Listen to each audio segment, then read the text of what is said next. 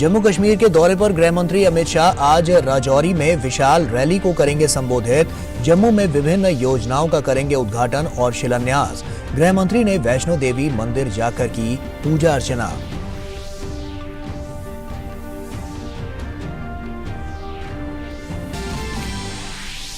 राष्ट्रपति द्रौपदी मुर्मू ने गुजरात दौरे के दूसरे दिन महिला उद्यमियों के लिए गुजरात विश्वविद्यालय के स्टार्टअप प्लेटफॉर्म हर स्टार्ट को किया लॉन्च।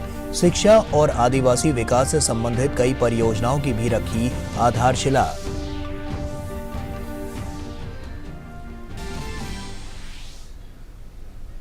और आइए आपको सीधे लिए चलते हैं नई दिल्ली स्थित वायुसेना के मुख्यालय, जहां आपको बता दें कि वायुसेना प्रमुख एयर चीफ मार्शल विवेक राम चौधरी 8 अक्टूबर को होने वाले वायुसेना दिवस से पहले प्रेस वार्ता कर रहे हैं। सीधे वहां का रुख।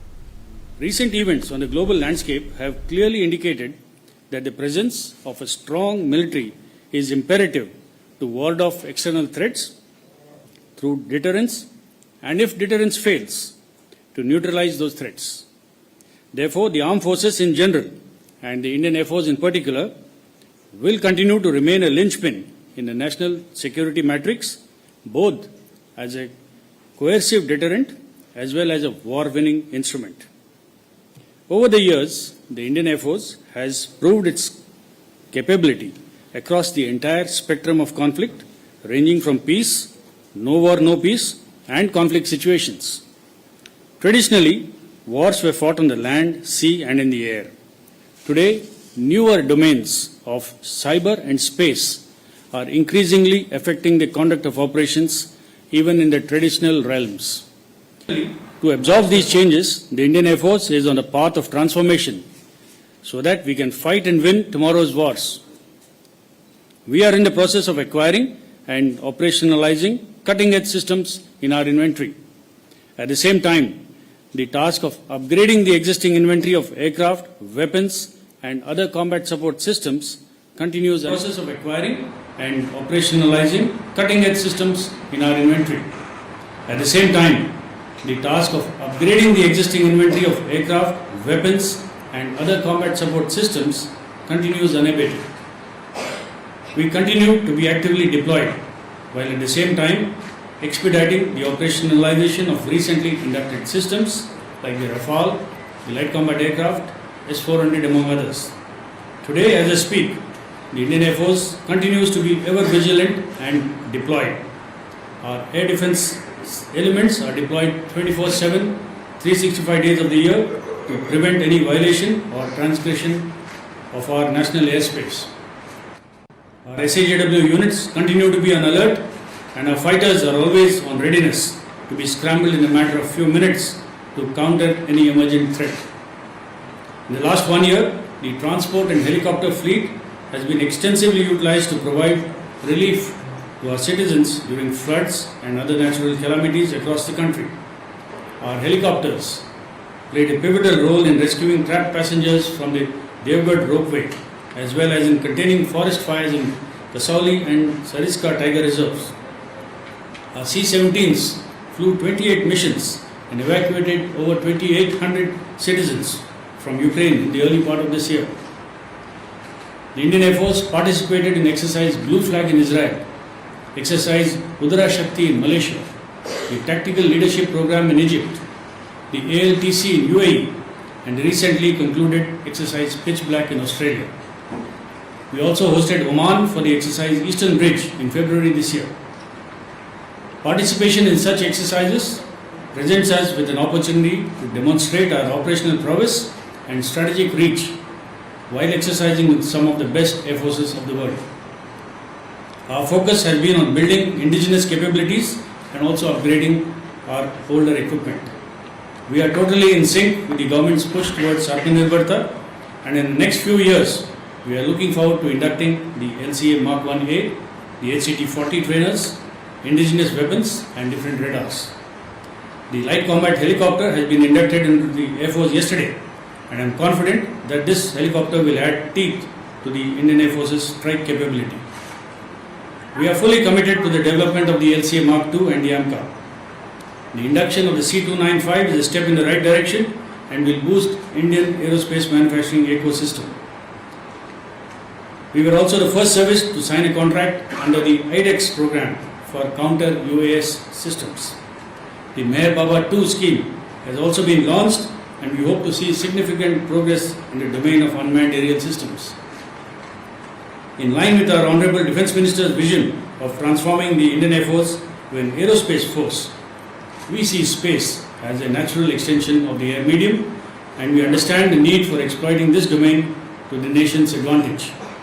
Space-based assets significantly enhance the potency of air power, and therefore our strategy is to fully integrate our air and space capabilities to have a common picture of the aerospace medium and to enable optimum force application. Air power has the unique capacity of undertaking independent strategic operations as well as operations coordinated with sister services and other arms of the national security apparatus. We understand the imperatives of joint planning and execution in future wars and are keen on integrating the efforts of the three services. We believe that the model of integration that we adopt must be future ready. It must reduce the levels of decision making and capitalize on the strength of all three services. We need an organizational structure that is best suited for the Indian conditions and our geopolitical imperatives.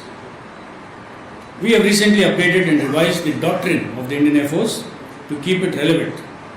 The next step would be to use our doctrines and well-trained manpower to evolve employment philosophies and concepts of operations.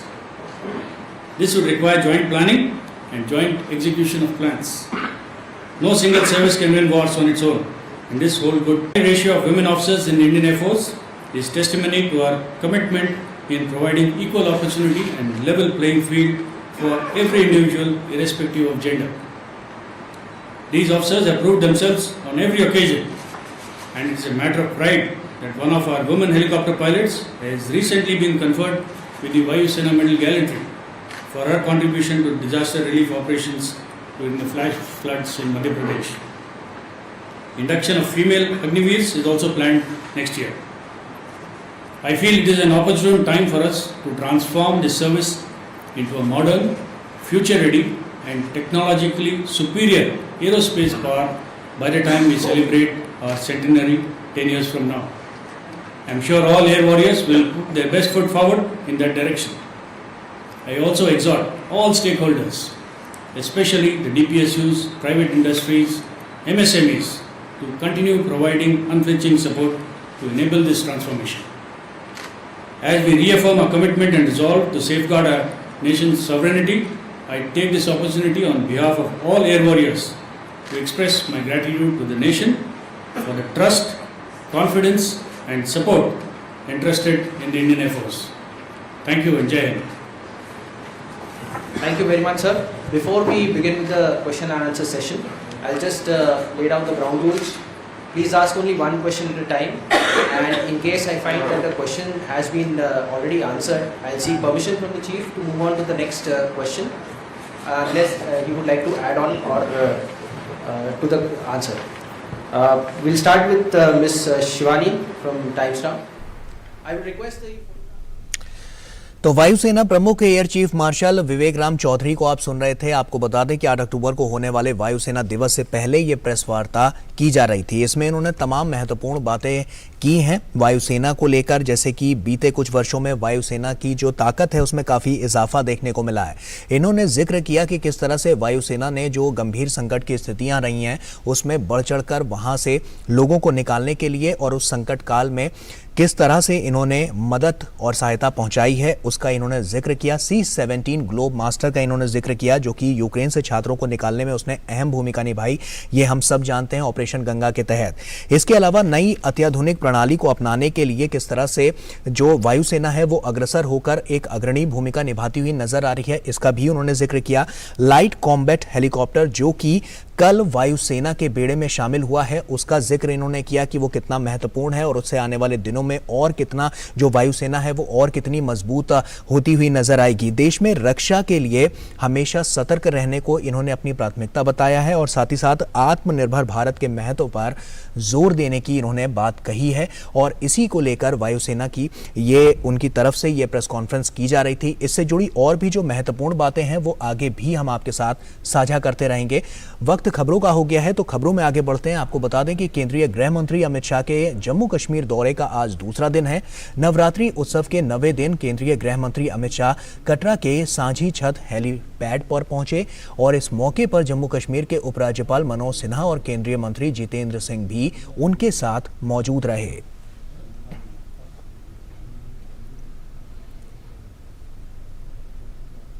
गृह मंत्री अमित शाह ने आज माता वैष्णो देवी के दर्शन किए और पूजा अर्चना की।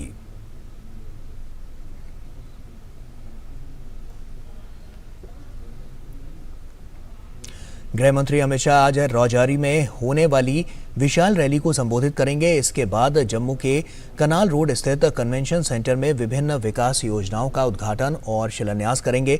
अपने इस 3 दिवसीय दौरे के दौरान वो जम्मू कश्मीर में सुरक्षा स्थिति का जायजा लेने के साथ ही जनहित विभिन्न घोषणाएं कर सकते हैं।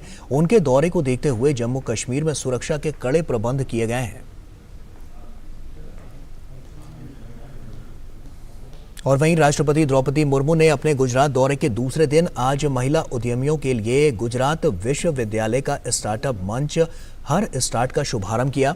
इसके साथ ही उन्होंने अहमदाबाद के गुजरात विश्वविद्यालय में शिक्षा और जनजातीय विकास से संबंधित विभिन्न परियोजनाओं का भी शुभारंभ किया।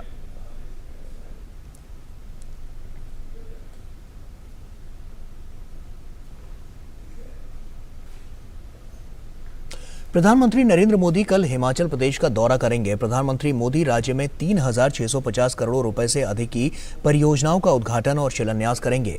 अपनी यात्रा के दौरान प्रधानमंत्री अखिल भारतीय आयुर्विज्ञान संस्थान एम्स बिलासपुर का उद्घाटन करेंगे।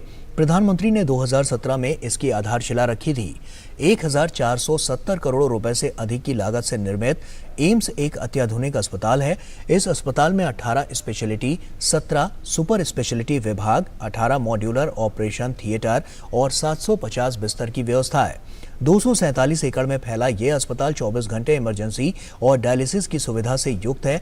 इस अस्पताल में हर साल MBBS कोर्स के लिए 100 छात्रों और नर्सिंग कोर्स के लिए 60 छात्रों को प्रवेश दिया जाएगा।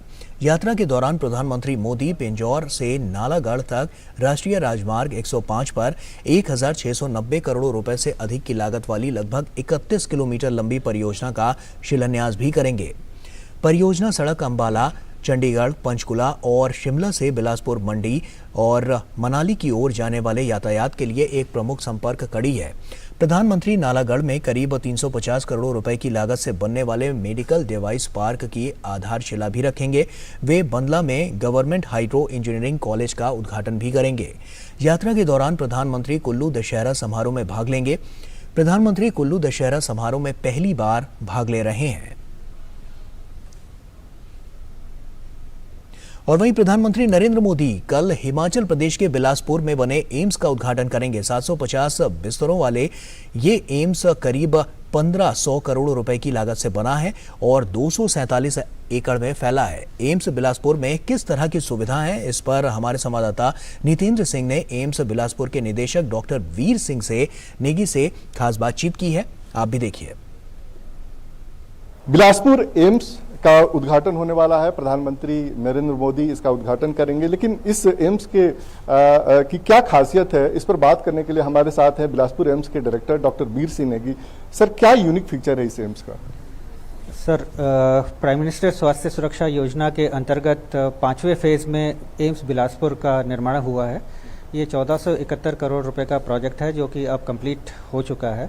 ये 247 एकड़ में फैला हुआ है और ये बिलासपुर ही नहीं पूरे हिमाचल और आसपास के पंजाब और हरियाणा के लोगों के लिए एक सौगात है केंद्र सरकार की तरफ से, जिससे कि जो हमारे उच्च हिमालयी लोग हैं और जो बाकी जो दूर दराज के अनसर्विस्ड एरियाज़ हैं उनको ये सुविधा पहुंचाएगी। और हमारे जो ट्राइबल एरियाज़ में हैं उन लोगों को इससे खासकर फ़ायदा होगा, क्योंकि यहाँ पे एक हेलीपैड बनाया गया है जो कि लॉन्ग डिस्टेंस से भी हेली एम्बुलेंस के ज़रिए पेशेंट्स को यहाँ पे लाने में मदद मिलेगी। कौन कौन से स्पेशलाइजेशन है जो सुपर स्पेशलिटी की हम बात करते हैं तो वो यहाँ पर मिलने वाली है? सर, यहाँ पे हमारा एक अत्याधुनिक नवीनतम सुविधाओं से लैस हॉस्पिटल है, 750 बेड का हॉस्पिटल है, जिसमें कि 18 जनरल स्पेशलिटीज़ हैं और 17 सुपर स्पेशलिटीज़ हैं। सभी सुपर स्पेशलिटीज़ यहाँ पे मौजूद हैं। अगर ओपीडी की बात करें तो शुरुआत तो आपको ओपीडी से फेस करना पड़ेगा, तो कितनी मरीजों की कैपेसिटी है, कौन कौन से जो डिपार्टमेंट है वो ऑपरेशनल हो जाएंगे? भी नए बिल्डिंग में ओपीडी सर्विसेज चालू हैं, जिसमें कि हमारा प्रतिदिन का जो फुटफॉल है वो 500 पेशेंट्स का है। और जैसे ही हमारी सब सर्विसेज इन पेशेंट और इमरजेंसी सर्विसेज शुरू होती हैं तो हम एक्सपेक्ट करते हैं कि ये 1,500 से 3,000 के बीच में पहुंच जाएगा।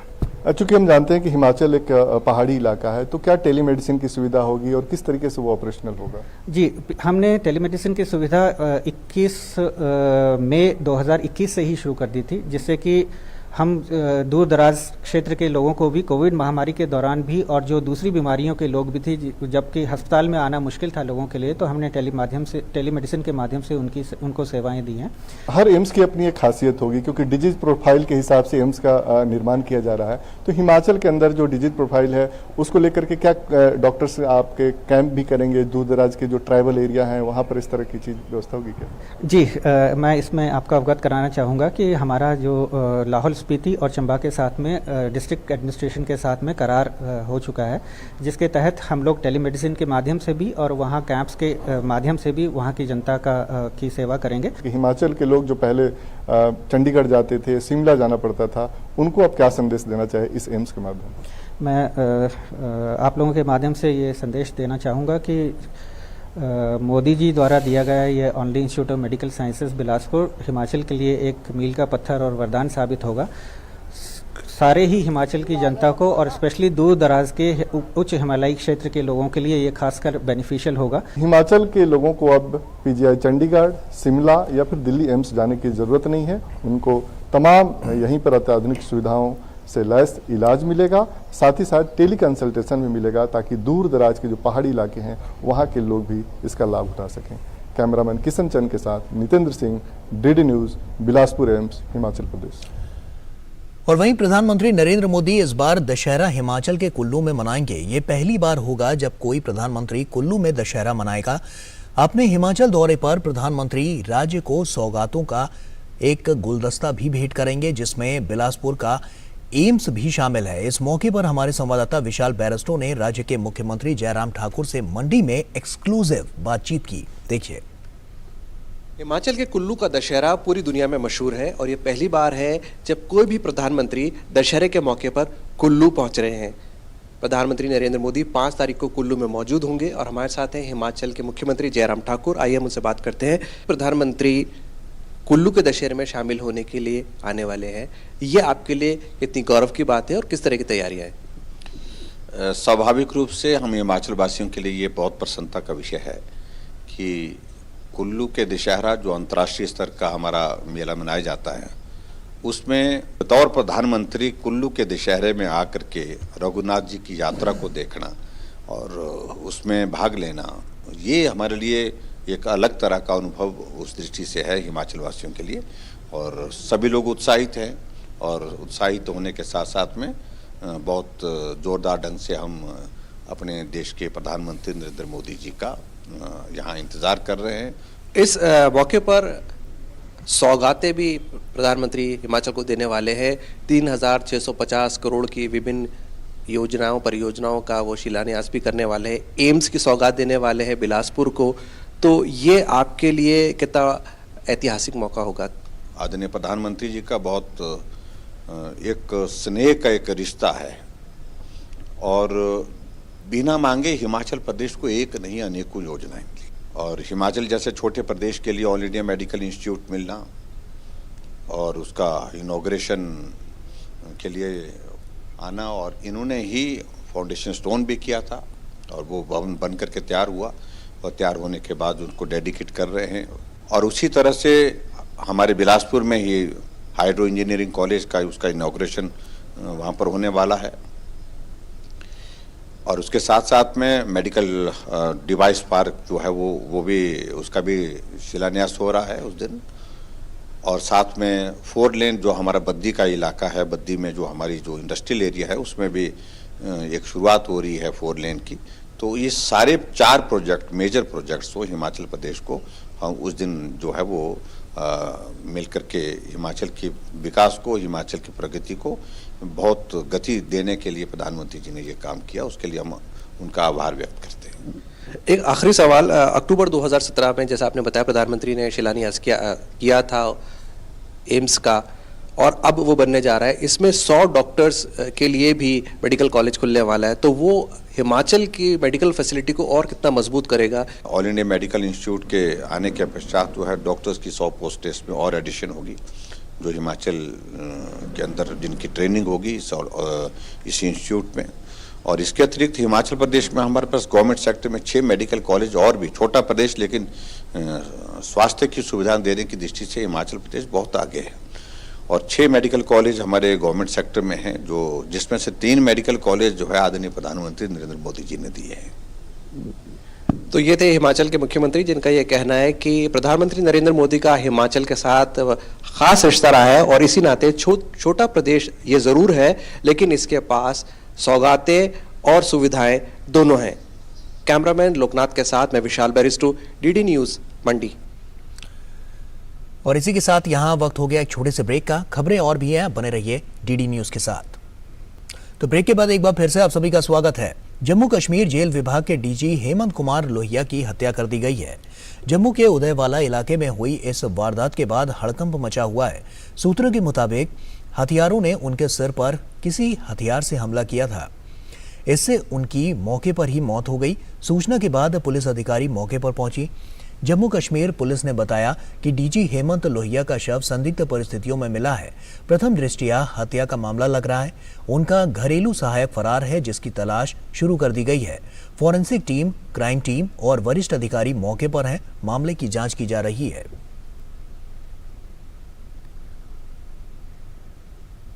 और सीबीआई ने पिछले साल हुई आईआईटी जेईई परीक्षा में कथित हेरफेर के मामले में नई दिल्ली के इंदिरा गांधी अंतर्राष्ट्रीय हवाई अड्डे पर एक रूसी नागरिक को गिरफ्तार किया है।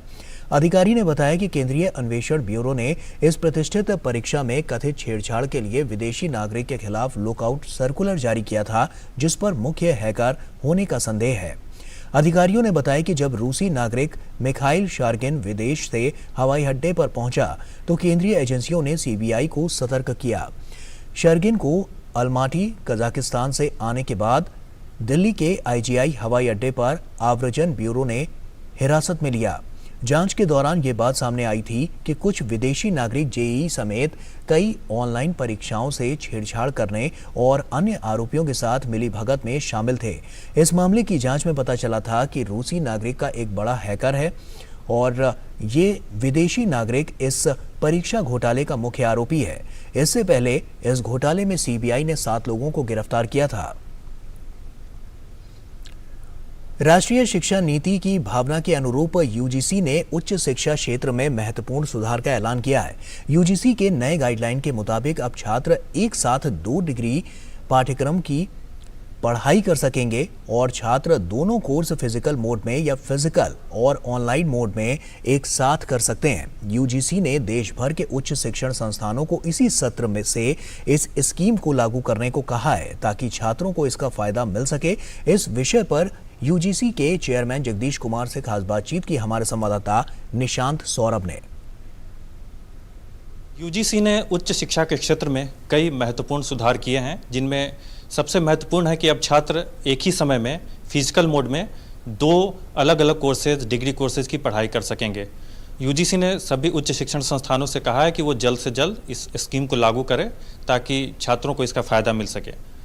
इस पर बातचीत करने के लिए इस वक्त हमारे साथ मौजूद हैं यूजीसी के chairman professor M Jagadesh Kumar. उनसे बात करते हैं। सर, ये जो डबल डिग्री की जो शुरुआत की गई है कि छात्र साइमल्टेनियसली फिजिकल मोड में भी 2 कोर्सेज कर सकते हैं, तो क्या सोच है इसके पीछे, क्या पर्पस? 2 डिग्री करने में ये फ़ायदा होगा स्टूडेंट्स की कि जैसा एक स्टूडेंट्स ने बीएससी मैथमेटिक्स पढ़ रहा है और इन्होंने करना चाहते हैं कि कॉम्पिटिशनल लिंग्विस्टिक्स बाद में, तो साइमल्टेनियसली दूसरा अंडर ग्रेजुएट प्रोग्राम लिंग्विस्टिक्स में, लैंग्वेजेस में कर सकते हैं। तो ये मल्टीडिसिप्लिनरी एजुकेशन को प्रमोट करने के लिए हम 2 डिग्रीज साइमल्टेनियसली करने के लिए स्टूडेंट्स को सुविधा क्रिएट किया। दोनों कोर्सेज फिजिकल मोड में भी कर सकते हैं, हाइब्रिड मोड में भी कर सकते हैं, ऑनलाइन मोड में या open distance learning. Correct, physical mode नहीं तो हाइब्रिड मोड, दोनों मोड में कर सकते हैं। 2 अंडर ग्रेजुएट प्रोग्राम्स कर सकते हैं, नहीं तो एक postgraduate student undergraduate programme कर सकते हैं, नहीं तो साइमल्टेनियसली 2 पोस्ट ग्रेजुएट प्रोग्राम्स भी कर सकते हैं। एक ही इंस्टीट्यूट से भी आप कर सकते हैं और अलग अलग इंस्टीट्यूट से भी 2 कोर्सेज कर सकते हैं। हाँ, अलग अलग इंस्टीट्यूट्स में भी कर सकते हैं। जैसा हम डिजिटल यूनिवर्सिटी को शुरू करेंगे, बहुत अच्छी यूनिवर्सिटी को भी हम परमिशन देंगे ऑनलाइन डिग्रीज देने के लिए। तो आप जैसा DU में आप एक फिजिकल प्रोग्राम कर रहा है, JNU से आप एक ऑनलाइन प्रोग्राम कर सकते हैं, नहीं तो आप JNU में एक ऑनलाइन प्रोग्राम कर रहा है, डिजिटल यूनिवर्सिटी से आप दूसरा ऑनलाइन प्रोग्राम कर सकता है। तो ये कॉम्बिनेशंस और फ्लेक्सिबिलिटी बहुत ज़्यादा होगा, ये 2 प्रोग्राम्स साइमल्टेनियसली करे तो।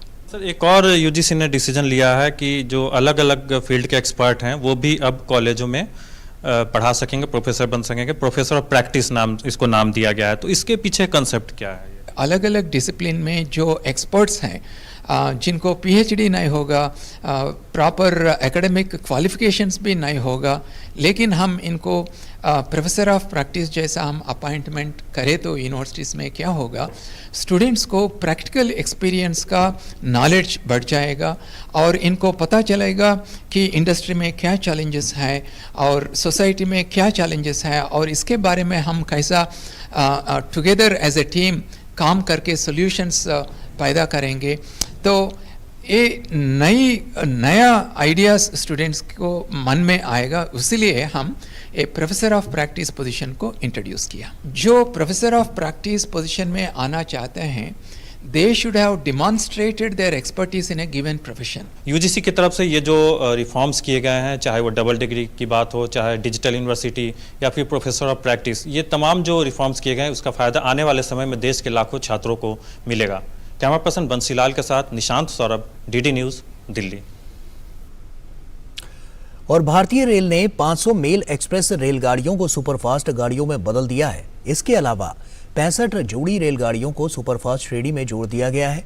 रेल मंत्रालय ने अपनी आधिकारिक वेबसाइट पर रेलगाड़ियां एक नज़र में के नाम से जारी अपनी नई समय सारणी में इसकी जानकारी दी है। ये समय सारणी पिछले शनिवार से लागू हो गई है। वहीं मंत्रालय ने बताया है कि वर्ष 2022 से 23 में 84% मेल एक्सप्रेस रेलगाड़ियां समय पर चल रही हैं, जो कि 2019 से 20 की तुलना में 9% अधिक है। तेलंगाना के हैदराबाद में आतंकी साजिश रच रहे लश्कर के 3 संदिग्धों को 14 दिन की न्यायिक हिरासत में भेज दिया गया है। इन 3 संदिग्धों अब्दुल जाहिद, मोहम्मद समीउद्दीन और माज हसन फारूक को हैदराबाद के मलकपेट इलाके से गिरफ्तार किया गया था। उन्हें कल अदालत में पेश किया गया था और इन पर UAPA के तहत मामला दर्ज किया गया है।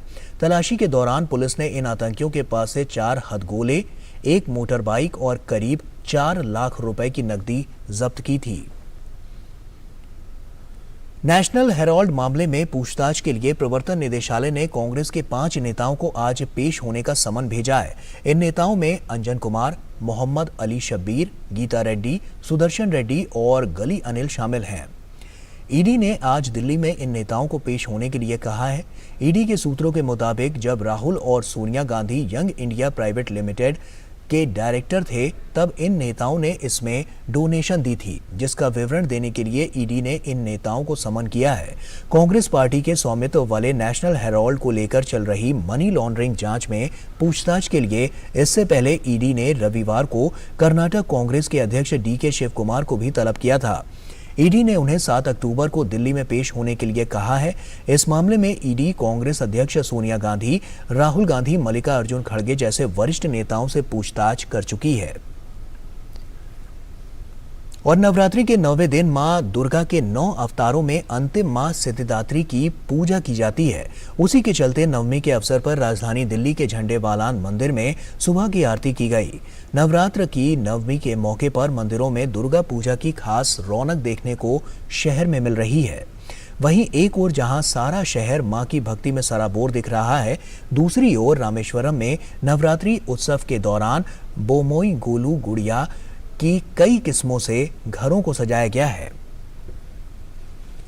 और प्रधानमंत्री नरेंद्र मोदी ने महानवमी की देशवासियों को शुभकामनाएं दी हैं। ट्वीट संदेश में प्रधानमंत्री ने कहा कि विश्वकर्त्री, विश्वभत्री, विश्वहर्त्री, विश्वप्रीता, विश्वचर्तिता, विश्वातीता, सिद्धिदात्री नमस्तते। नवरात्रि की महानवमी मां सिद्धिदात्री को समर्पित है। उनकी कृपा से आप सभी को कर्तव्य पथ पर चलने की प्रेरणा मिले, साथ ही जीवन में सफलता और सुयश की प्राप्ति हो। हार्दिक शुभकामनाएं। और वहीं साथ ही प्रधानमंत्री ने इस मौके पर एक वीडियो भी साझा किया। उत्तर प्रदेश राज्य के मुख्यमंत्री योगी आदित्यनाथ ने नवरात्रि के 9वीं के अवसर पर गोरखपुर के गोरखनाथ मंदिर में कन्याओं के पांव धोकर उनका पूजन भी किया।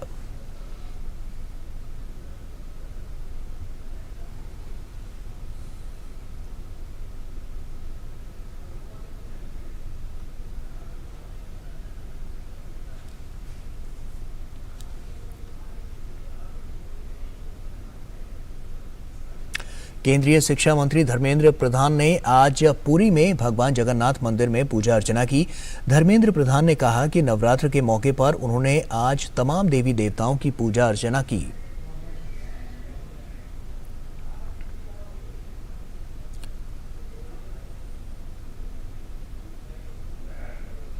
उत्तराखंड की बात करें तो उत्तराखंड के पिथौरागढ़ जिले की दारमा घाटी में इस सीजन की तीसरी बर्फबारी हुई है। ये बर्फबारी चीन सीमा के पास लास्ट आउटपोस्ट में हुई है, जिसके बाद यहाँ की ऊंची ऊंची वादियां बर्फ की सफेद चादर से पूरी तरह से ढक गई हैं।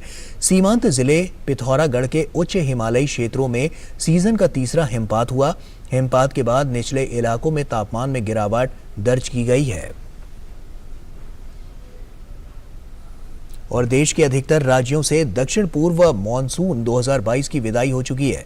हालांकि उत्तर प्रदेश, उत्तराखंड, बिहार के कुछ हिस्सों में अब भी ये सक्रिय है। इस बीच मौसम विभाग ने यूपी, उत्तराखंड, हिमाचल के कुछ इलाकों समेत देश के कुछ हिस्सों में आज से 3-4 दिनों तक वर्षा का अनुमान जताया है। बिहार, उड़ीसा, झारखंड, छत्तीसगढ़ में भी कुछ जगह पर हल्की से मध्यम बारिश हो सकती है। हिमाचल प्रदेश, उत्तराखंड, पश्चिमी उत्तर प्रदेश में 6 और 7 अक्टूबर, पूर्वी उत्तर प्रदेश में 5 से 7 अक्टूबर, उत्तराखंड में 6 और 7 अक्टूबर को तेज बारिश हो सकती है। चूंकि बंगाल की खाड़ी से चक्रवाती हवाओं से नमी मिलना जारी है, इसलिए छुटपुट बारिश का सिलसिला अब भी जारी रह सकता है। दिल्ली की बात करें तो भारतीय मौसम विज्ञान विभाग ने पूर्वानुमान लगाया है कि राजधानी दिल्ली और आसपास के शहरों में आज से मौसम करवट बदलना शुरू कर देगा। इसी कड़ी में आज बादल छाए रहेंगे। वहीं बुधवार से सप्ताह भर तक रुक रुक कर कभी हल्की तो कभी तेज बरसात होती रहेगी। वहीं मौसम विभाग ने बताया है कि बुधवार को सुबह हल्की वर्षा हो सकती है, जबकि शाम के समय बूंदाबांदी होगी। वहीं वर्षा बहुत तेज तो नहीं होगी, लेकिन फिर भी दशहरे के दिन बारिश होने के चलते रावण आदि के पुतले जलाने में परेशानी खड़ी हो सकती है।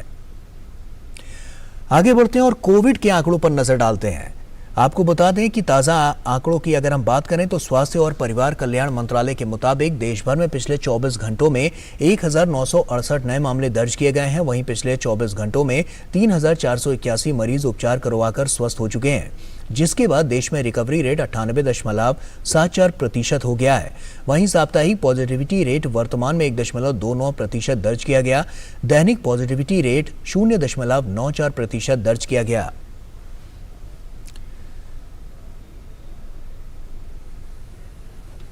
वैक्सीनेशन की बात करें तो देश में टीकाकरण का आंकड़ा भी तेजी से बढ़ रहा है।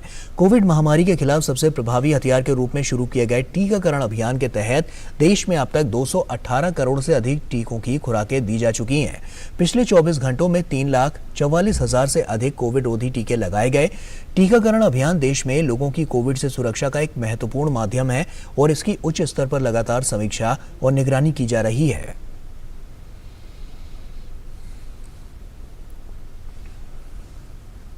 प्रधानमंत्री नरेंद्र मोदी ने स्वतंत्रता सेनानी श्यामजी कृष्ण वर्मा को उनकी जयंती पर नमन किया और कहा कि भारत को आजाद कराने के लिए उन्होंने अपना जीवन समर्पित कर दिया। प्रधानमंत्री ने अपना भाषण भी साझा किया जिसमें उन्होंने श्यामजी कृष्ण वर्मा की महानता के बारे में बात की है। प्रधानमंत्री ने ट्वीट कर कहा, वीर श्यामजी कृष्ण वर्मा को उनकी जयंती पर श्रद्धांजलि। मां भारती के इस निडर पुत्र ने भारत को आजाद कराने और हमारे लोगों में गर्व की भावना को बढ़ावा देने के लिए अपना जीवन समर्पित कर दिया। अपना एक भाषण साझा कर रहा हूं जिसमें मैंने उनकी महानता की बात की है। देश के व्यापारिक वस्तुओं के निर्यात में इस वर्ष अप्रैल से सितंबर के बीच पिछले वर्ष इसी अवधि की तुलना में 15% की वृद्धि हुई है। इस तरह भारत का निर्यात अप्रैल से सितंबर की अवधि में 2 खरब 29 अरब अमेरिकी डॉलर तक पहुंच गया है। वाणिज्य और उद्योग मंत्रालय ने कहा है कि इस वर्ष देश ने सितंबर में 32 अरब अमेरिकी डॉलर से अधिक के निर्यात की उपलब्धि हासिल की है। पिछले वर्ष इसी महीने में हुए निर्यात की तुलना में इसमें 3.52% की कमी आई। मंत्रालय ने कहा कि कुछ क्षेत्रों में निर्यात में कमी देखी गई है। इसका कारण यह है कि कुछ विकसित देशों की अर्थव्यवस्था में मंदी है और उसके कारण मांग में कमी आई है। इस वर्ष अप्रैल से सितंबर के बीच गैर पेट्रोलियम तथा रत्न और जवाहरात से अलग अन्य सामानों का निर्यात 1 खरब 58 अरब अमेरिकी डॉलर से अधिक रहा। पिछले वर्ष इसी अवधि में हुए निर्यात की तुलना में इस बार इसमें 5.53% वृद्धि हुई है। और भारतीय स्टेट बैंक ने मुफ्त सुविधाओं की घोषणा के प्रति चेतावनी देते हुए कहा है कि भविष्य में इससे सरकारी खजाने पर बोझ बढ़ सकता है। 3 राज्यों का उदाहरण देते हुए एसबीआई के मुख्य आर्थिक सलाहकार सौम्यकांति घोष ने कहा है कि छत्तीसगढ़, झारखंड और राजस्थान में वार्षिक पेंशन देनदारी का बोझ अनुमानित तौर पर 3 लाख करोड़ रुपए है। रिपोर्ट में कहा गया है कि इन राज्यों के अपने कर राजस्व के संदर्भ में झारखंड पर पेंशन का बोझ 217%, राजस्थान पर 190 और छत्तीसगढ़ पर 207% है। रिपोर्ट में बजट से अलग राज्यों के ऋणों पर भी उंगली उठाई गई है जो उनकी अपनी संस्थाओं के लिए लिए गए हैं और जिनकी गारंटी राज्यों ने दी है। इस तरह के ऋण 2022 तक सकल घरेलू उत्पाद के 4.5 तक पहुंच गए हैं। रिपोर्ट में आगे कहा गया है कि मुफ्त सुविधाओं के साथ साथ यदि आकस्मिक खर्च के बोझ को जोड़ा जाए तो ये सभी राज्यों के सकल राज्य घरेलू उत्पाद के 10% तक हो सकता है। अंतर्राष्ट्रीय खबरों की बात करें तो उत्तर कोरिया ने बीते 5 साल में आज पहली बार जापान पर एक बैलिस्टिक मिसाइल दागी है। मिसाइल लॉन्च की रिपोर्ट आने के बाद जापानी सरकार ने नागरिकों को सुरक्षित जगह के लिए चेतावनी भी जारी कर दी है। इसके अलावा उत्तरी जापान में ट्रेन संचालन को भी अस्थायी रूप से बंद कर दिया गया है। दक्षिण कोरिया के ज्वाइंट चीफ ऑफ स्टाफ के मुताबिक ये मिसाइल उत्तर कोरिया ने अपने पूर्वी तट से दागी है। वहीं जापान सरकार ने कहा है कि मिसाइल प्रशांत महासागर में गिरने से पहले जापान के क्षेत्र के ऊपर से गुजरी है, जिसे नष्ट करने के लिए किसी भी रक्षा उपकरण का इस्तेमाल नहीं किया गया। उत्तर कोरिया जब भी कोई मिसाइल टेस्ट करता है वो जापान और दक्षिण कोरिया के लिए चिंता का विषय बन जाता है। ज्यादातर इन मिसाइलों का निशाना जापान सागर होता है। जापान के प्रधानमंत्री फूमियो किशिदा ने मिसाइल दागने की कड़े शब्दों में निंदा की है और इसे उकसाने वाली कार्रवाई बताया है। साथ ही उन्होंने अधिकारियों को इससे हुए नुकसान की जांच करने को कहा है। ईरान में हिजाब विरोधी प्रदर्शन अपने चरम पर है। तेहरान के शरीफ विश्वविद्यालय में कल शाम को छात्रों और सुरक्षा बलों के बीच झड़प के बाद दर्जनों छात्रों को पुलिस ने गिरफ्तार किया और कई घायल भी हो गए। इसके बावजूद छात्रों का प्रदर्शन जारी रहा और सुरक्षा बलों ने उन पर पेट बॉल और आंसू गैस का इस्तेमाल भी किया। इस बीच सोशल मीडिया पर एक वीडियो भी सामने आया है जिसमें छात्र भागते हुए नजर आ रहे हैं और गोलियों की आवाज भी सुनाई दे रही है।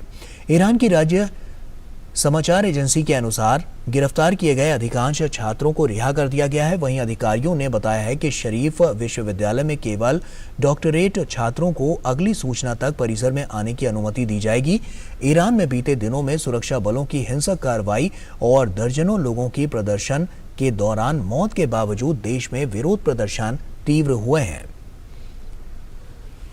और ईरान के supreme leader Ayatollah Ali Khamenei ने देश में जारी प्रदर्शनों के लिए अमेरिका और इजराइल को जिम्मेदार ठहराया है।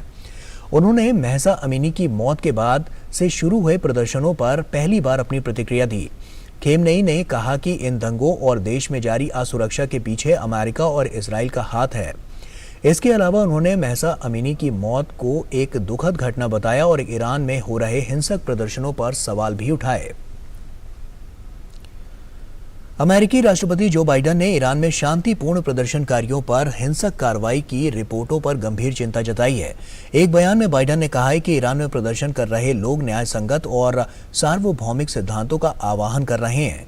ईरान दशकों से अपने लोगों को मौलिक स्वतंत्रता से वंचित रख रहा है और हिंसा के माध्यम से आने वाली पीढ़ियों की आकांक्षाओं को दबा रहा है। बाइडेन ने कहा है कि अमेरिका ईरान के सभी नागरिकों के साथ खड़ा है जो अपनी बहादुरी से दुनिया को प्रेरणा दे रहे हैं। दरअसल हिजाब का विरोध कर रही 22 वर्षीय महसा अमीनी की पुलिस हिरासत में मौत के बाद ईरान में लगातार विरोध प्रदर्शन हो रहे हैं, जिसमें अब तक कम से कम 130 लोगों की मौत हो चुकी है। अमेरिका ने ईरान सरकार के खिलाफ विरोध प्रदर्शन करने वाले लोगों के खिलाफ हिंसात्मक कार्रवाई के लिए ईरान के अधिकारियों को जिम्मेदार ठहराया है और अपने ऊपर आरोप लगाए जाने से नाराज अमेरिका के पूर्व राष्ट्रपति डोनाल्ड ट्रंप ने एक बड़े न्यूज चैनल के खिलाफ आपराधिक मानहानि का मुकदमा दायर किया है। उन्होंने दंडात्मक हर्जाने के तौर पर चैनल से $475 मिलियन की मांग की और दावा किया कि नेटवर्क ने उनके खिलाफ अपमान और बदनामी का अभियान चलाया है। ट्रंप ने फ्लोरिडा की कोर्ट में दायर मुकदमे में दावा किया है कि चैनल ने उन्हें राजनीतिक रूप से हराने के लिए एक प्रमुख समाचार संगठन के रूप में अपने प्रभाव का इस्तेमाल किया था। वहीं चैनल ने मामले पर टिप्पणी करने से फिलहाल इनकार कर दिया है। तथाकथित जनमत संग्रह का हवाला देते हुए यूक्रेन के 4 क्षेत्रों को रूस में मिलाने के बाद दोनों देशों की सेनाओं के बीच जंग तेज हो गई है। इस बार यूक्रेनी सैनिक अधिक आक्रामकता के साथ हमले कर रहे हैं, जिससे रूसी सैनिकों को पीछे हटना पड़ा। यूक्रेनी सेना ने डेन्यूप्रो नदी के किनारे पर कब्जा बढ़ाया है और इसके कारण हजारों रूसी सैनिक उसके घेरे में आ गए हैं। यूक्रेन ने अभी तक अपनी बढ़त की पुष्टि नहीं की है, लेकिन रूसी अधिकारियों ने यूक्रेनी टैंकों के हमले में पीछे हटने की बात स्वीकार कर ली है। यूक्रेनी सेना ने सोमवार को रूसी रक्षा को भेजते हुए नीप्रो नदी के किनारे तेजी से बढ़त हासिल की है। यूक्रेनी सेना की इस बढ़त से हजारों रूसी जवानों के घिरने के साथ ही रसद और हथियारों की कमी का संकट मंडराने लगा है। यूक्रेनी सेना ने नीप्रो नदी के किनारे बढ़त हासिल कर रूस की आपूर्ति व्यवस्था को ध्वस्त कर दिया है। यूक्रेनी सेना के लिए ये एक नई सफलता है। इससे पहले उसने देश के पूर्वी हिस्सों में भी कई जगहों से रूसी सेना को खदेड़ने का दावा किया था। और वहीं यूक्रेन में रूस के युद्ध के खिलाफ ऑन एयर विरोध प्रदर्शन करने के लिए प्रसिद्ध रूसी टीवी पत्रकार मरीना ओव्स्कानिकोवा को मॉस्को की वांछित सूची में डाल दिया गया है, जब उसके पूर्व पति ने बताया कि वो प्री ट्रायल हाउस अरेस्ट से बच गई थी। 44 वर्षीय ओव्स्कानिकोवा को अगस्त में 2 महीने के लिए नजरबंद कर दिया गया था और अगर वे रूस के सशस्त्र बलों के बारे में फर्जी खबर फैलाने का दोषी पाई जाती हैं तो उन्हें 10 साल तक जेल का सामना करना पड़ सकता है। ये मामला जुलाई में एक विरोध प्रदर्शन से संबंधित है, जब वो क्रेमलिन के सामने एक नदी तटबंध पर खड़ी थी और राष्ट्रपति व्लादिमीर पुतिन को एक हत्यारा और उनके सैनिकों को फांसीवादी बताते हुए एक पोस्टर रखा था। नजरबंदी की अवधि 9 अक्टूबर को खत्म हो रही है। ब्रिटेन में महीने भर पुरानी लिज ट्रस की सरकार को विरोध के बीच अपने कदम को वापस लेना पड़ा है। कंजर्वेटिव पार्टी में समर्थन जुटाने के लिए ट्रस ने महंगाई से जूझ रही देश की जनता को आयकर में कटौती का आश्वासन दिया था। जैसे ही उन्होंने इस घोषणा के अनुरूप आयकर की उच्चतम सीमा को नीचे किया, बाजार असंतुलित हो गया और सरकार की निंदा का दौर शुरू हो गया। दबाव में आई सरकार ने फैसले को वापस ले लिया। ट्रस्ट सरकार ने सितंबर में मिनी बजट लाकर आयकर में कटौती का प्रावधान किया था और इसके बाद कंजर्वेटिव पार्टी में ट्रस्ट के विरोधियों ने सरकार पर प्रहार करने में देर नहीं की।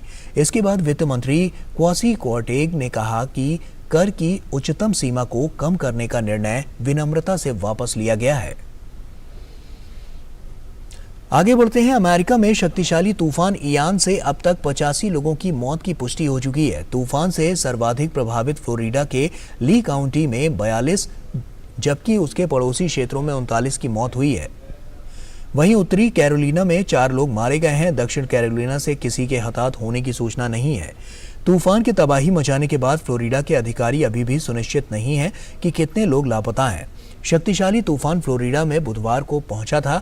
इसके कारण करीब 240 किलोमीटर प्रति घंटे की रफ्तार से हवा चली। व्हाइट हाउस ने शनिवार को जारी बयान में कहा था कि राष्ट्रपति जो बाइडेन और फर्स्ट लेडी जिल बाइडेन बुधवार को फ्लोरिडा में तूफान से हुई तबाही का जायजा लेंगे। पाकिस्तान के पूर्व प्रधानमंत्री और तहरीके इंसाफ के अध्यक्ष इमरान खान ने सरकार के खिलाफ अब सड़कों पर उतरने वाले हैं। आपको बता दें कि उन्होंने देश की आवाम से हकीकी आज़ादी मार्च के साथ देने की गुजारिश की है और इमरान ने समर्थकों और कार्यकर्ताओं को इस्लामाबाद में हकीकी आज़ादी मार्च के लिए तैयार रहने का निर्देश भी दिया है। हकीकी आज़ादी मार्च ईद मिलाद उन नबी यानी 9 अक्टूबर के बाद किसी भी समय निकाला जा सकता है। इमरान खान ने अपने बानीगाला स्थित आवास पर बैठक में हकीकी आज़ाद मार्च का आह्वान किया। इस बैठक में खैबर पख्तूनवा और पंजाब प्रांत के पार्टी नेता और समर्थक मौजूद रहे। इस बार पूरी तैयारी के साथ आज़ादी मार्च निकाला जाएगा। भारत और दक्षिण अफ्रीका के बीच खेले जा रहे 3 T20 मैचों की सीरीज का तीसरा और आखिरी मुकाबला आज इंदौर में खेला जाएगा। ये मुकाबला शाम 7 बजे शुरू होगा। पहले 2 मुकाबले जीत चुकी भारतीय टीम इस सीरीज में अजय बढ़त हासिल कर चुकी है। सीरीज के पहले मैच में भारत ने दक्षिण अफ्रीका को 8 विकेट से हराया था। वहीं दूसरे मुकाबले को भारतीय टीम ने 16 रनों से अपने नाम कर लिया। ऐसे में आज के मैच में भारतीय टीम इस सीरीज को क्लीन स्वीप करने के इरादे से मैदान में उतरेगी। वहीं दक्षिण अफ्रीका की कोशिश इस मुकाबले में जीत दर्ज कर अपना सम्मान बचाने की होगी। और भारतीय टीम को T20 विश्व कप से पहले एक बड़ा झटका लगा है। भारत के तेज गेंदबाज जसप्रीत बुमराह ऑस्ट्रेलिया में होने वाले ICC पुरुष T20 विश्व कप में नहीं खेल पाएंगे। इस बात की जानकारी BCCI ने दी है। BCCI ने आधिकारिक बयान में कहा है कि मेडिकल टीम के निर्देशों के अनुसार बुमराह को विश्व कप से बाहर कर दिया गया है। BCCI ने यह भी कहा है कि बहुत ही जल्द जसप्रीत बुमराह के रिप्लेसमेंट के तौर पर टीम में शामिल किए जाने वाले गेंदबाज की जानकारी दी जाएगी। गौरतलब है कि बुमराह को पीठ की चोट की वजह से दक्षिण अफ्रीका के खिलाफ चल रही 3 मैचों की T20 घरेलू श्रृंखला से बाहर कर दिया गया था। और बांग्लादेश के सिलट में खेले जा रहे महिला एशिया कप के अपने तीसरे मुकाबले में भारतीय टीम आज संयुक्त अरब अमीरात से भिड़ेगी। इस टूर्नामेंट में भारतीय महिला टीम ने अब तक 2 मुकाबले खेले हैं। इन दोनों मुकाबलों में भारतीय टीम को जीत हासिल हुई है। अंक तालिका की बात करें तो भारतीय टीम दूसरे पायदान पर काबिज है, जबकि पहले स्थान पर पाकिस्तान महिला टीम है। आज के इस मुकाबले में भारतीय टीम लगातार तीसरी जीत हासिल करते हुए अंक तालिका में शीर्ष स्थान हासिल करना चाहेगी। नेशनल गेम्स के स्तर को देखते हुए ऐसा लग रहा है कि हर एक खिलाड़ी पूरी तैयारी के साथ यहां उतरा है और इन खेलों में शिरकत करना उनके लिए भी काफी गौरव की बात है। NRAI के उपाध्यक्ष KN सिंह देव और महासचिव कुंवर सुल्तान सिंह ने बताया कि ये खेल इसलिए मशहूर है कि यहाँ पर देश के हर राज्य से सर्वश्रेष्ठ एथलीट्स आते हैं और कंपटीशन का स्टैंडर्ड काफी ऊंचा होता है। एक बार फिर से नेशनल गेम्स की वापसी हुई है और गुजरात में इस बार ये खेले जा रहे हैं और यहाँ से इसकी एक बार एक नई जर्नी शुरू होगी। काफ़ी प्रोस्पेक्टिव तरीके से यहाँ ये कराए जा रहे हैं। इस पर बातचीत करने के लिए शूटिंग NRAI के हमारे पास 2 दिग्गज या यूँ कहें कि जनरल सेक्रेटरी और वाइस प्रेसिडेंट यहाँ पर मौजूद हैं। सबसे पहले वाइस प्रेसिडेंट साहब से बात करेंगे, KN सिंह देव साहब से। सर, किस तरह से अभी तक का आप कॉम्पिटिशन देख रहे हैं? लॉन्ग टाइम अवेटेड था, कितना सक्सेस मान रहे हैं? 2-3 साल हो गए हैं, कोविड के वजह से ये कंपटीशन हो नहीं पाया था, जो भी हो, आज के दिन गुजरात स्टेट गवर्नमेंट और ऑफिशियल्स के तहत ये कंपटीशन करा गया है। अच्छा माहौल बना है। हमारे शूटिंग के top 16 rank shooters 15 different discipline से आए हुए हैं। बहुत ही मनोरंजक और बहुत ही कंपेरेटिव एक वातावरण बना है। इससे स्पोर्ट्स का जो एक कंपेरेटिव नेचर होता है, जो जिससे हम लोग ओलंपिक और एशियन में मेडल जीत पाएंगे, उससे एक अच्छा माहौल बनेगा। केंद्र साहब, हमने यहाँ देखा अभी जब मैं कुछ शूटर से बात कर रहा था, वो कह रहे थे कि इतना टफ था मानो कि ओलंपिक में खेलने के बराबर हो गया। इतना टफ क्यों बनाया गया इसको? देखिए, हम जो भी कंपटीशन करते हैं, इंटरनेशनल स्पोर्ट्स फेडरेशन जो शूटिंग का है उसके रूल्स तहत करते हैं। और क्योंकि टॉप 16 रैंक शूटर्स हैं और प्लेयर्स हैं, नेचुरली कंपटीशन टफ रहेगा। लेकिन एक अच्छा माहौल है जिससे लोगों को कंपटीशन में प्रैक्टिस करने के, खेलने के लिए, ओलंपिक्स में खेलने के लिए एक उनका माइंडसेट, उनका कंपेरेटिव नेचर और रिगर और जो एक सराउंडिंग और फॉर्मेलिटीज़ होती हैं वो पूरा कर पाएंगे। सुल्तान सिंह साहब, बच्चे कह रहे हैं कि अभी वर्ल्ड चैंपियनशिप है, फिर हमारे बच्चे इजिप्ट खेलने जा रहे हैं, तो कह रहे हैं ये हमारे लिए यहाँ पर आकर के उसकी प्रैक्टिस का एक अच्छा मौका हो गया। देखिए, ये प्रोत्साहन जो है इन सभी शूटर्स का एक लगन से आता है, और इनको जितना एक्सपोजर मिलेगा उतना ही ये और उससे उत्तीर्ण होते जाएंगे। तो ये देखिए कि हम लोगों का यही एक कोशिश रहती है कि उनको ज़्यादा से ज़्यादा एक्सपोजर मिले और ये ऊपर बढ़ सके। हमारा जो बेस है शूटिंग का अब बहुत ज़्यादा बढ़ गया है, तो जैसे जैसे शूटर्स अब ऊपर अच्छा बेहतर करते जा रहे हैं, वैसे वैसे इनके कॉम्पिटिटिव स्कोर्स भी घटते जा रहे हैं। टॉप 10 में हमारे शूटर्स यहाँ पर लीड कर रहे हैं, चाहे वो वुमेन्स कैटेगरी में हो या मेंस कैटेगरी में। किस तरह से देखते हैं इस इनिशिएटिव? देखिए, जहाँ तक तो स्पोर्ट को किसी भी दायरे के अंदर लाके उसको वंचित किया जाए, ये गलत बात है, क्योंकि ये फिर कॉम्पिटिटिव फेयरनेस की बात नहीं रहती। पर जहाँ तक शूटिंग एज ए स्पोर्ट है, ये हमारा हिंदुस्तान का एक वर्चस्व खेल बन गया है, और बहुत ही मनोबल से और बड़ी शौक से बच्चे इसमें उभर रहे हैं। यहाँ से निकल करके आप नेशनल गेम्स के खिलाड़ियों को कहाँ देखते हैं? कुछ नए खिलाड़ी जो अवेटेड हैं, क्या उनके लिए एंट्री आगे सक्सेस हो पाई? हमारा जो सिलेक्शन पॉलिसी है, वो मावलंकर के लिए हो, नेशनल गेम्स के लिए हो या एशियन और ओलंपिक के लिए हो, एक बहुत ही ट्रांसपेरेंट और फेयर पॉलिसी है, और किसी भी किस्म का भेदभाव उसमें का स्कोप नहीं है। तो जो खिलाड़ी सेलेक्ट होंगे वो उनके साथ बेस्ट फुट फॉरवर्ड के पॉलिसी को लेके हम टीम बनाते हैं, और टॉप 3, टॉप 2 या टॉप 5 खिलाड़ी को सिलेक्शन करा जाता है हर डिसिप्लिन में। मैं समझता हूँ कि आगामी दिन में जो वर्ल्ड चैंपियनशिप्स आ रहे हैं, वर्ल्ड कॉम्पिटिशन्स आ रहे हैं, एशियन गेम्स कॉम्पिटिशन्स आ रहे हैं, तो ओलंपिक आ रहे हैं, हम लोग ज़रूर उसमें ज़्यादा से ज़्यादा मेडल शूटिंग जीतेगा। बिल्कुल, थैंक यू टू टॉकिंग। दोस्तों, आपने साफ तौर पर सुना कि किस तरह से इस गेम को कंडक्ट किया गया। इसका मकसद साफ है कि ओलंपिक में हमारे शूटर्स ज़्यादा से ज़्यादा मेडल्स लेकर के आएँ, और टोक्यो ओलंपिक में जो हमने इतिहास रचा था, पेरिस ओलंपिक में इस इतिहास से दुगना इतिहास रचा जाए। कैमरा विनय के साथ मैं मुकेश शुक्ला, DD न्यूज़ अहमदाबाद। देश ने एथलेटिक्स के खेल में हरदम नए सितारों को सामने रखा है, और इन दिनों 100 मीटर स्पर्धा में अमलान बोरगोहेन और ज्योति याराजी 2 ऐसे नाम हैं जो इस खेल में नई सनसनी के तौर पर सामने आए हैं। तो कौन है ये दोनों एथलीट और क्या है इनकी कहानी, जानते हैं गुजरात के गांधीनगर में मौजूद हमारे संवाददाता गौरव कुमार की इस रिपोर्ट में।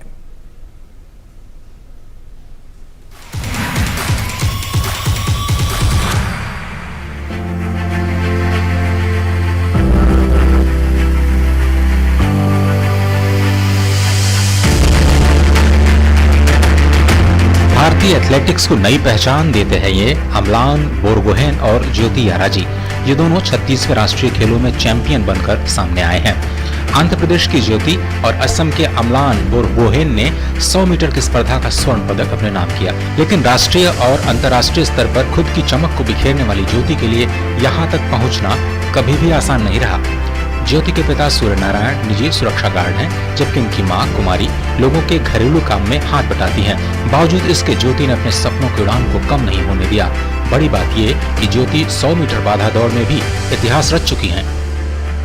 It's all about training. हम कितना हार्डवर्क करते हैं ग्राउंड में, वो उधर प्रूव करने के लिए आता है। तो मेरा कोच मेरे को अच्छा से ट्रेनिंग दिया, तो मैंने वो 100 हर्डल के अच्छा से प्रिपेयर हुआ। आई एम हैप्पी इधर तक आया, और जाना है सर। अभी तो शुरू हुआ था, और मेरा कंट्री को मैं रिप्रेजेंट करके मैं प्राउड लेके आना है। और मेरा मम्मा पापा को और मेरा किसने मेरा को इतना बिलीव करके मेरा पीछे है सब लोग, तो वो लोग का all I want to prove and I am glad that I have some target to reach. वहीं असम के अमलान बोरगोहेन की बात करें तो नीरज चोपड़ा को अपना आदर्श मानने वाले इस एथलीट का सपना देश के लिए ओलंपिक में पदक जीतने का है और जिसके लिए वो अपनी स्पीड पर लगातार काम कर रहे हैं। अभी 10.25 से 10 के नीचे लाने के लिए बहुत टेक्निकल हो जाता है, लाइक कुछ मिस्टेक्स नहीं चाहिए। सो अभी वो ज़्यादातर अपने प्रैक्टिस और माइंड के ऊपर है दोनों। सो अपने आप को प्रिपेयर कर रहा हूँ और ये सब एक्सपीरियंस मुझे काम आएगा आगे जाके कि रेस कैसे करना है, कैसे करना है। मेजर गोल लाइक सारे एथलेटिक्स का रहता है कि अपने देश को रिप्रेजेंट करे और मैंने अब तक नहीं किया हो। सो फर्स्ट तो वो रहेगा। फर्राटा के इन चैंपियनों को ब्रिटिश कोच जोसेफ हिलियर और फिजियो नीलेश मकवाना का मार्गदर्शन मिला है, जो इन दोनों की रनिंग स्किल्स पर लगातार काम कर रहे हैं। और इसी के साथ फिलहाल इस बुलेटिन में इतना ही। आप बने रहिए डीडी न्यूज के साथ। नमस्कार।